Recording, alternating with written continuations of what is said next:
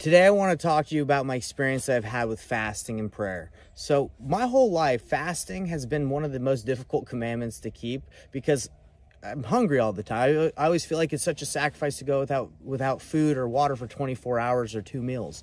So for me, it's just been very difficult. But recently I've been trying my best to keep this commandment and do my best to fast for the whole time. So what I did is I went into the Gospel Library app and I just typed in fasting because I was like, well, if I want to get better at fasting, if I want to focus on this, let me learn a little bit more about it and study about it. And I read and listened to a couple of the first talks that popped up. And there's this one really good talk where he was able to get fasting with his family, and he had several kids, how he was able to get fasting set up where they would start their fast around lunchtime on Saturday, the day before Fast Sunday, and then they would end their fast around lunchtime after they got off of church. And his explanation and his testimony was that it was a great experience to be able to end their fast around the time right after they left church, because they would be at like a spiritual high. And for me, I've always ended my fast around like 6 or 7 o'clock at night because I would start later at night at like the day before on dinner time.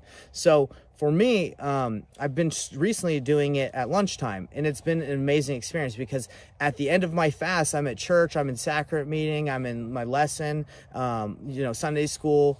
And I felt the Spirit extremely strongly, and especially for the purposes I'm fasting for. Now, why do I want to fast? Why has this been like a desire that I've had recently? It's like, well, I've read a couple scriptures that have hit me pretty strongly about Alma when he met up with the sons of Mosiah, and he saw that they were still his brothers in Christ, and they had power. And how did they have power? It was through much fasting and prayer. And you read in the scriptures that a lot of the even Alma, when he met Amalek, he was like, "Hey, do you have any food? I've been fasting. Do you have do you have any food for a servant of the Lord?"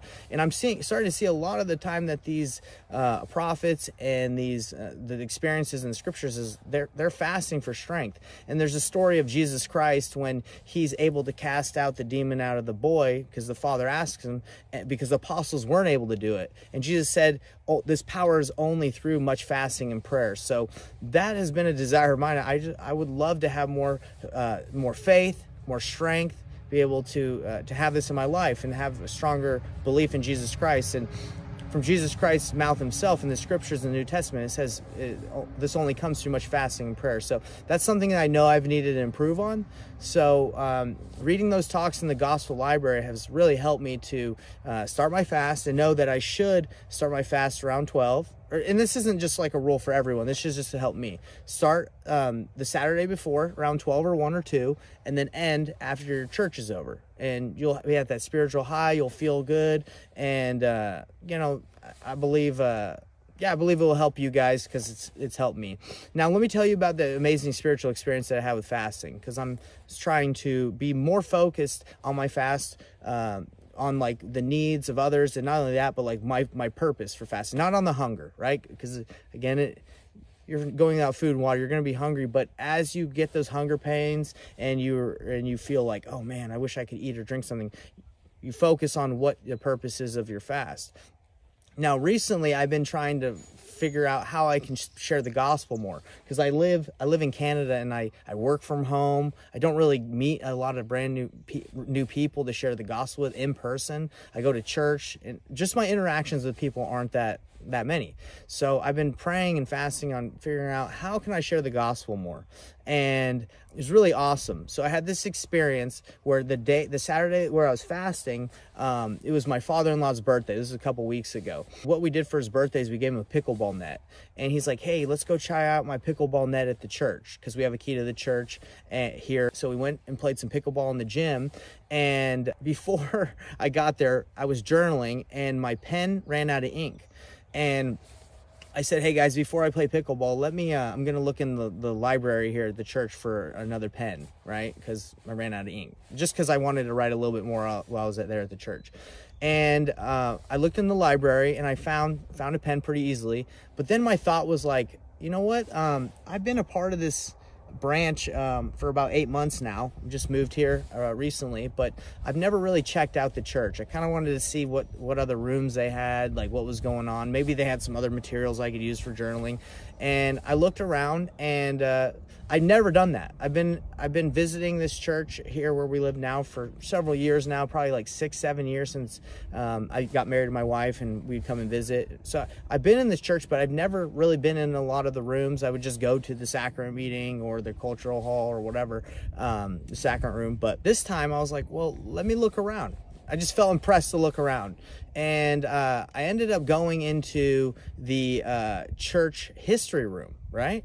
And I've never been in that room. I didn't even really know it existed. And I went in there, and I was just looking around, seeing what books they had in the church history room and all that.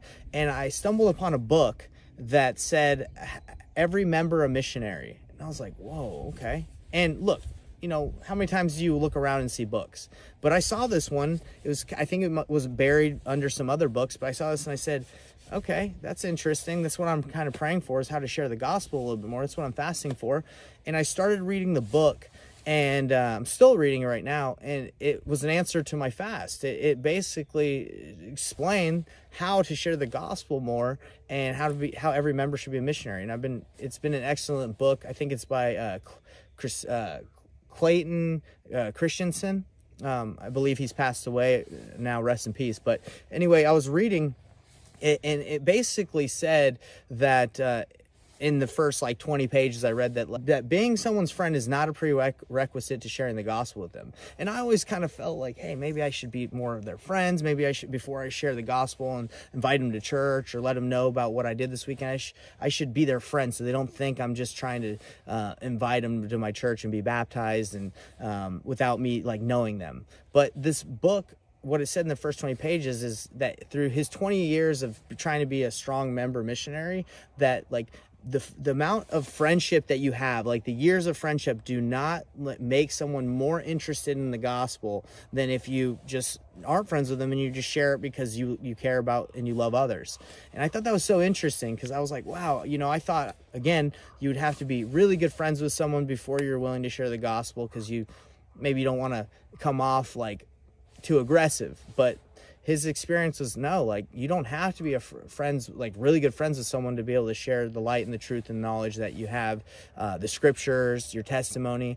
So that really helped me, because I have a couple neighbors that I was kind of holding back on here in Canada that I met, and I didn't want to talk about the gospel too soon. I wanted to make sure I was friends with them first. And even had the missionaries over at my house, and I introduced them to my neighbors just to say hi, but I wasn't hey, I didn't talk too much about the gospel with them, to be honest. But after reading this, I was like, no, I can bring up the gospel topics more.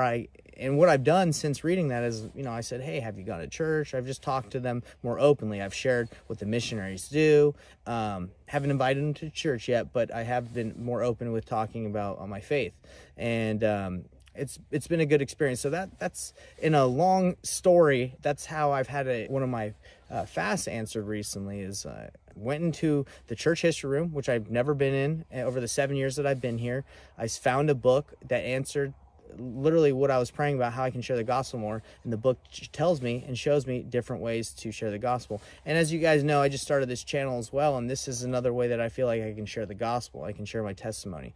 So if you've been struggling to fast and pray, and it's been difficult for you like it's been for me, these are my recommendations. I would recommend starting after lunch. Don't do it at dinner time.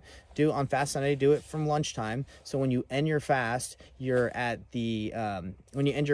pretty much done with church, or you're leaving church, and you're at that spiritual high, and you're feeling good because you were at church and took the sacrament, and you feel the Spirit. That's one of my recommendations. And I would recommend, when you are hungry, just to remember the purpose of your fast, to remember, okay, this is the sacrifice I'm doing. It will help you as you fast. It will help you overcome the natural man, because the natural man wants to control, you. It wants you to be like, hey, serve me. But your body is a servant to your mind and your spirit. Okay, so that's another blessing of fasting, is it helps you take control of the carnal mind, the body.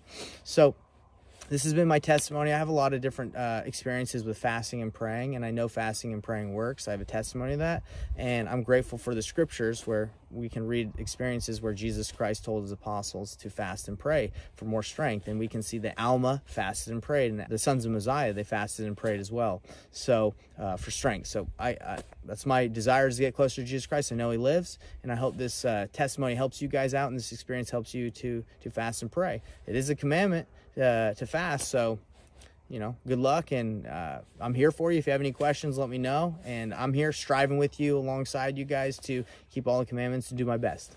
We'll see you guys.